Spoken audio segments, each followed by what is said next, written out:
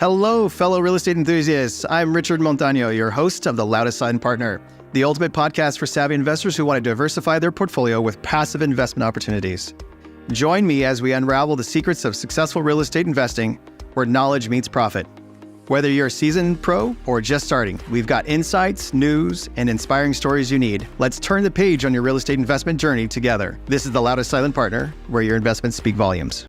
All right, Gabe. All right. Welcome back. Thanks again for coming and joining us on The Loudest Silent Partner. Thank you. I'm really excited to chat with you about today's topic, which is just being creative with your investments, investment structures, and kind of becoming a person with a lot of tools in your toolbox to figure out how to accomplish your needs, your clients' needs, and et cetera. So we've talked to you before, so we know who you are, Gabe Candia. But if you could just give us like a quick couple of seconds about who you are and where you work today, and then I want to jump into this other space a lot more. Sure. Gabe Candia. I'm a DST 1031 exchange advisor.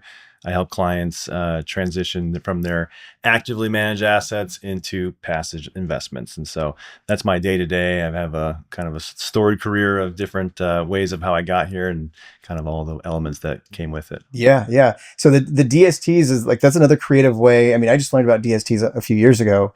I've always known about 1031 exchanges, which is where you can sell a property, buy another property of equal or greater value, and defer taxes. So it's not tax free; it's just deferred taxes. So it's a tool that you can use for estate planning, maybe legacy planning if that's your motivation, which is mine, and just pushing that off as long as you can. Mm-hmm. But there's all kinds of other things you can do, and not just like these typical institutional structures like 1031 exchanges, TICs, and DSTs. But there's also creative ways to help people accomplish what they want to accomplish while also accomplishing what you want. And it's outside of the traditional methods. So I want to share some of those stories with our listeners, because I think there's some really cool stuff. You and I have talked about how to be creative within certain circumstances. So I mean, I don't know if you have a thought about somebody that you've worked with recently that maybe even just you promoted the idea of like a lease option, because a lease option has been something we've pushed a lot in the last couple of years. And it's a really great tool to help people with, those big words I just said, estate planning and legacy planning. Right.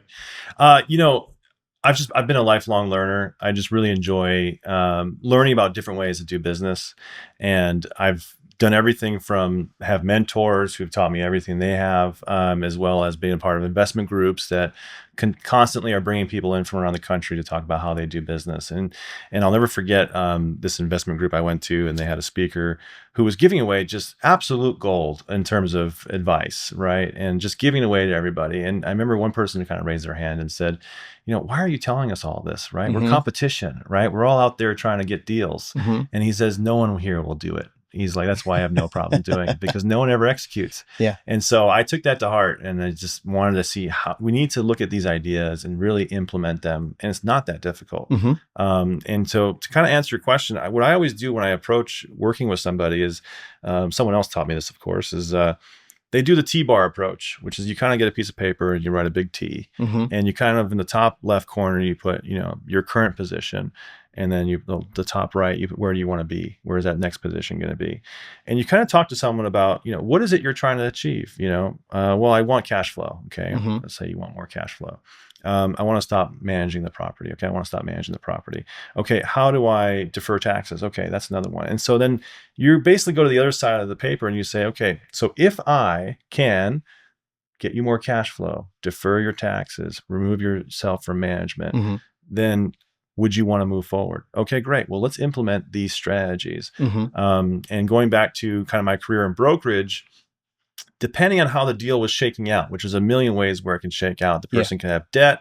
They can have, a timeline that they need to satisfy. We'll use the 1031. We'll use master leases. We'll do options. We'll do a number of things, installment notes. I did a lot of installment sales, which can be a great solution for a lot of people. And for both sides, right? Oh, absolutely. Absolutely. I always structured my installment sales from the seller's position. to the point where the buyers would say, well, I can get a better deal at the bank. I'd say, unfortunately, it's not being offered where you can bring a bank loan. That's right. You can only take this property with the seller's loan. Yeah. And yes, the seller wants their terms. And if you don't want it, then you don't get the property. That's right. And guess what? We still got a deal done because we still made sure it was better than a bank loan from a number of elements. Maybe it was a lower down payment. Mm-hmm. Maybe it was interest only payments. Maybe there was a shorter term period or a longer term period. I've done 10 years fixed with a 5-year extension. I've done all kinds of things like that where you're like, gosh, when I look at the bank loans, I'm not getting these elements here. Yeah. And so, that's where you structure it. Yeah. It's just structuring, how do we get a deal done and understanding who's in charge, Yeah. So double clicking a little bit on the installment sale, I think it's another interesting tool that allows sellers to defer portions of their capital gains taxes over the time that they carry the note. So they can actually, they finance it over 10 years.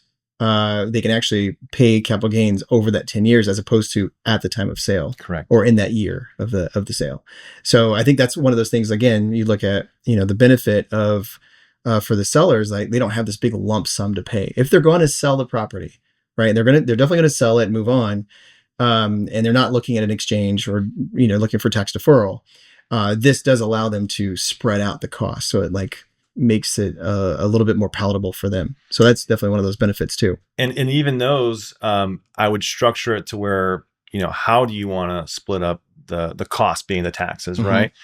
This time of year, here we are in September, you can structure a deal easily to where one installment ends up in December, Mm-hmm. the next installment ends up in January, and all of a sudden you have 2 tax periods. And Yep. so you talk to any CPA, you can usually shelter a certain amount of that gain early on. So Mm-hmm. each tax period, you can shelter a certain amount so the hit's not as bad. Yep. And then from there on, we'll do interest only payments. So it's not capital gain. If you do principal and interest, you're paying capital gains on the principal. Yep. If you do interest only, you're only paying ordinary income taxes Mm-hmm. instead of capital gain.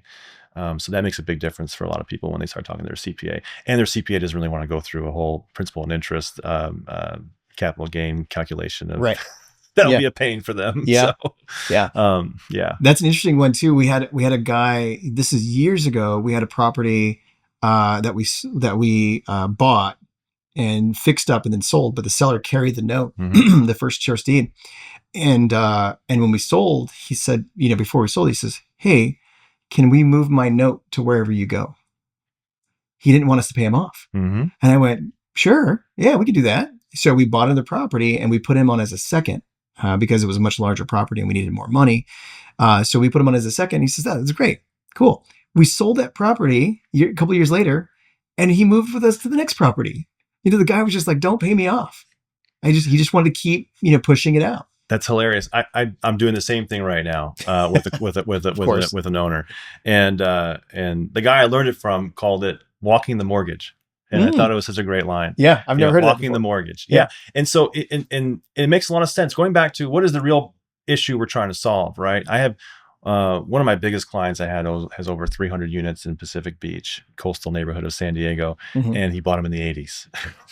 So his basis is real. Oh my low. goodness, yeah, he's doing just fine. Yeah. But we did an installment sale where he was the buyer, and once the seller found out who the buyer was, and we just showed him his portfolio of debt-free properties in Pacific Beach. That's right. He's like, "Name your down payment.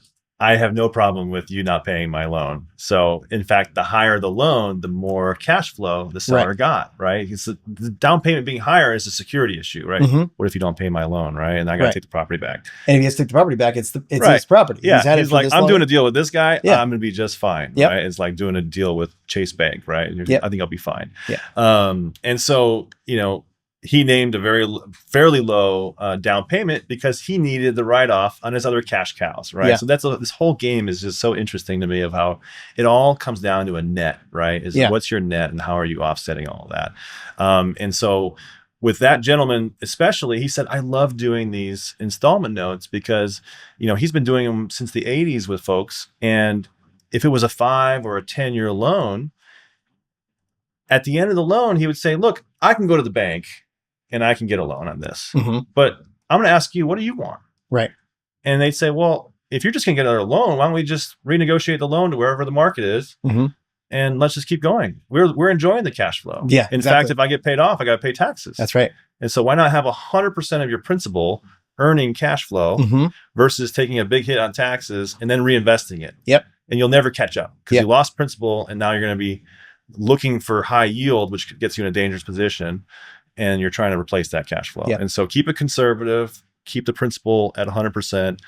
And he's like, I've been doing that since the 80s. And he's got great relationships with his lenders. Yeah. And they're happy they're getting cash flow, and they don't have to manage a property. Yeah. Right. And then the other part of that we have to consider is that if he does cash that out, he's gonna have less money to reinvest. Right. So he's not even reinvesting the same amount of money because he's paying a larger amount of taxes at one time before he reinvests. So it's a double whammy. Right. Yeah, that's interesting. I mean, the other thing that's come up a few times even recently is this lease option, which is kind of a very similar structure, where you create like you lease as like a master lessor, leasee, sorry, and you lease with the owner, and then you kind of take over everything on the property. And that's like, master lease or something like that. So we've been looking at those deals too, because it's the same issue for the sellers. They don't have another place to go. They don't want to pay taxes. They'd rather wait until they pass away so they can leave it to their kids and do a step up in basis, and the kids don't pay taxes. So the lease option has been a really good option with some of our clients too recently. Have you experienced that at all? Have you done that? Or yeah, absolutely. Yeah. The one I've done in the past was a transaction where we had a buyer and a seller together on my brokerage side, and the seller was ready to just throw the keys at the guy and say, here, it's yours, right? And the buyer we had the price down, we had the terms are down, we're about ready to get into contract. The buyer had an issue with his down leg property. He was in an exchange. He was selling another property to buy this property, and there was a hiccup. And so he's like, you know what? I just need like 6 more months to close this transaction, and then I want to buy yours. So what we did was, once again, the seller was done. They didn't want to wait 6 more months. So they said, well, how about we do this? Let's do a master lease for 6 months, where you're now no longer in charge. You're still removing yourself from active management to passive investing. And the other person's going to come in. They're going to manage all the units. It was an 8-unit apartment building. Okay. And manage all the units. And we're going to have a predetermined amount of cash flow that goes to you, regardless of how well he manages the property. Yeah, right. That amount goes to you every single month. And then when we can close in 6 months, we'll close in 6 months. And that's exactly what happened. So that's where you take a problem there was an issue, and then, you're talking to the wrong person, that deal falls apart. Yeah. Right. And but all of a sudden you're saying, wait, we have some other tools here. Let's figure this out. We have motivated parties. Right. We have willing, ready, and able. Those are such strong words when it comes to a real estate deal. It's like, we can figure this out. Let's put it on paper. Let's get in front of the table. Let's figure this out. Yeah. And you put people together, and you just you stop trying to put barriers in front of it, right? And all of a sudden deals get done. Yeah, and you bridge the gap.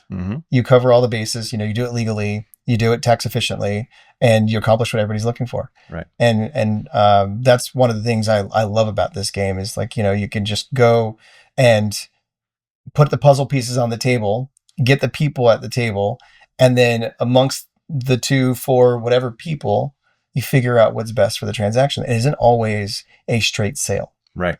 Right. And I think what comes in with the biggest hiccup that comes in, I think, in the middle of these puzzle building moments is people feel insecure because it's not something common. So, for example, like doing a master lease on a residential property, that's not something you really hear about. You hear about that really a lot in the commercial space, industrial or retail, and that comes in the form of triple net, with an option to purchase or something, so you have different things like that. But in the residential space, you don't really hear that. So a lot of times people will say, they'll push back. Well, how come everybody else isn't doing this?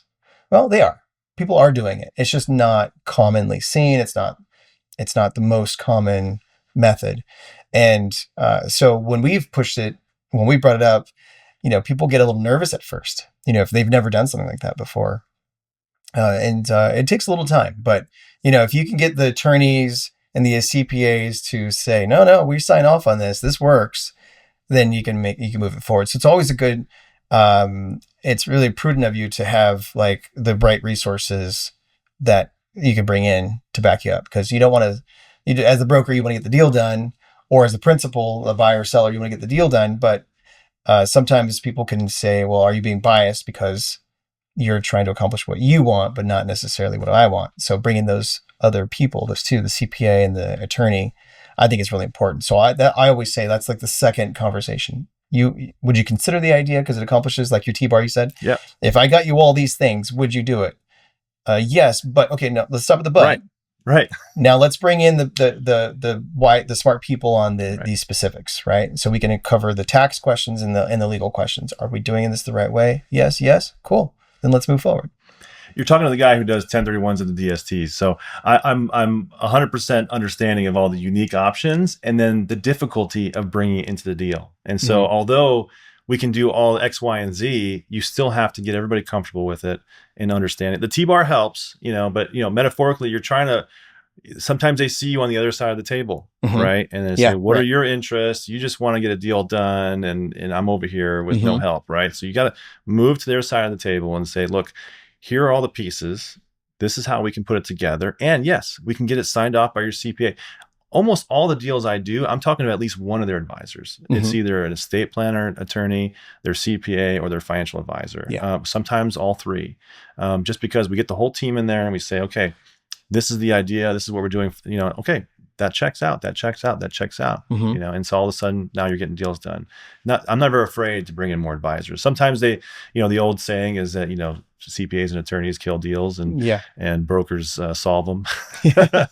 But the reality is they bring a lot of value to a lot of those deals. And so you just got to make a proposal, put a term sheet together. That's what I always do is just put a term sheet together, put it in writing so that someone else, who's used to looking at term sheets, a CPA or an attorney or financial advisors, and says, yeah, this makes sense. Now just write it up. It's not that difficult to have written up. Yeah. In my model in Excel, of course, Excel, I have 2 tabs. I have a lot more tabs than 2, but 2 specifically. One is my perspective. A lot of times as a buyer, and then I have the seller's perspective. And so I do the model so that I can see if I were the seller, would I take this deal? Right. Because I want to understand that. And then secondly, the value there is now I can share it with the seller. Right. And say, well, this is what it looks like. Here's what you're going to get up front. Here's how much you're going to get monthly. And 10 years from now, this is what it looks like. And here is your rate of return. Here's your internal rate of return. Right now, you can actually say, okay, well, if I had taken this money and invested it somewhere, this is the comparison. Right. And it's math. It's math. It's just basic math. Like do the numbers. It's a universal language. Yes. Right. I'm glad you're using Excel, not an abacus or something. So right. It's good. I mean, I have my HP 12C. I'm on my 3rd one since college, but I do enjoy using that. Now I have it on my phone as an app, so it works well too. But it's in a pinch, it's a great way to just look at a deal. Yeah. I mean, just say, hey, how does this work out, and how are the interest payments and all that? And so it makes a lot of sense for all that. Yeah, I think it was the most important part for a lot of people is really seeing the full term of that concept, whatever it is you're doing, whatever structure, whatever creative financing or purchase structure you're doing, is for them to see the long term outcome, right? Because I think people get afraid of having 2-3 years from now, a tax event happening, and they were like, I didn't know that was going to happen. I didn't expect that, Right. So that's it's really important to, I think, just to lay it all out for them, because we can all talk about what's happening right here in front of us. Great. High five, shake hands, chest bump. We're going to do well because we like each other. We both want to buy and sell this deal. But the reality is you got to consider all the aspects of it. Oh, absolutely. So I think one of those problems is that they don't know what aspects they don't know. The way I look at it, what we're talking about is you can't approach these with agenda. You can't approach any of these conversations with an agenda, which is, you should do. I looked at your profile. You bought it here 30 years ago for a couple $100,000. Now it's worth $3 million. We need to do a 1031 exchange, all the proceeds into XYZ.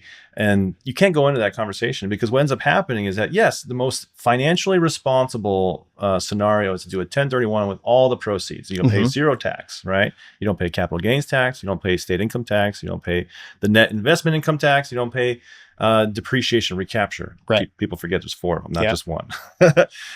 So I go into the conversation, and this happened to me recently. All that sounds good, Gabe, but it's kind of an all or nothing deal, isn't it? I said, well, no, it doesn't have to be.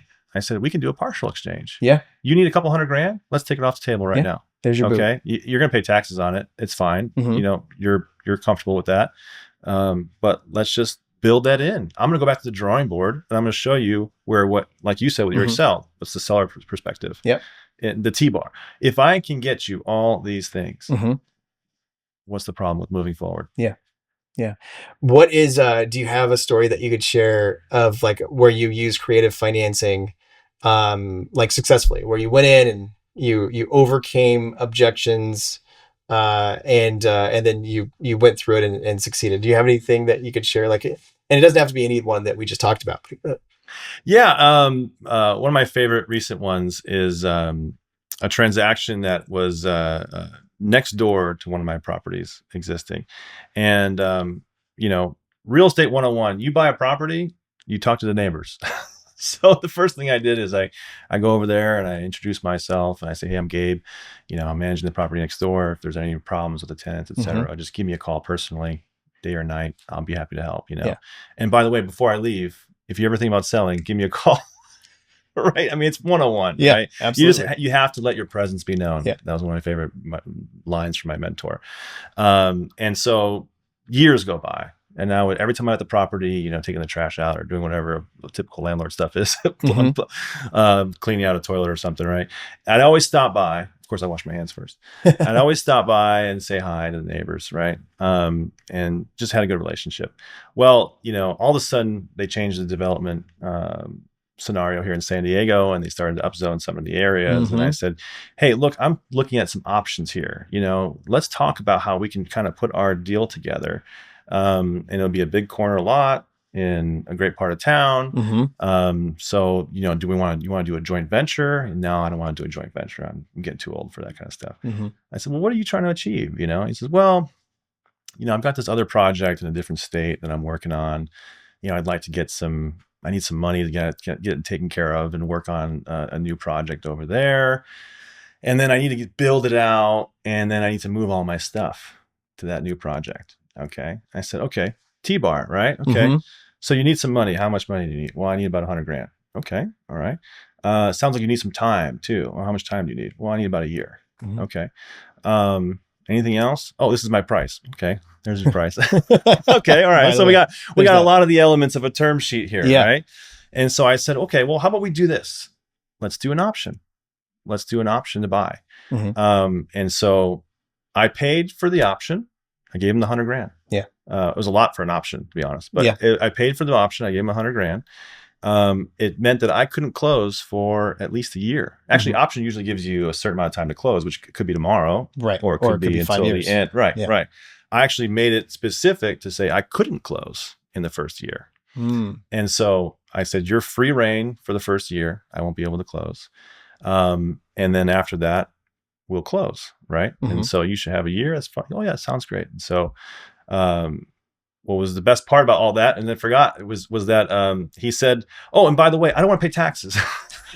I said, "Okay, great. Well, let's make the option into a purchase agreement that's also an installment note." So I got all those elements into one deal, and that's I'm really proud of being able to get all those things in there. And so that's where it all worked out, was where he's deferring a lot of the taxes. He's converting it into rental income, or I should say cash flow.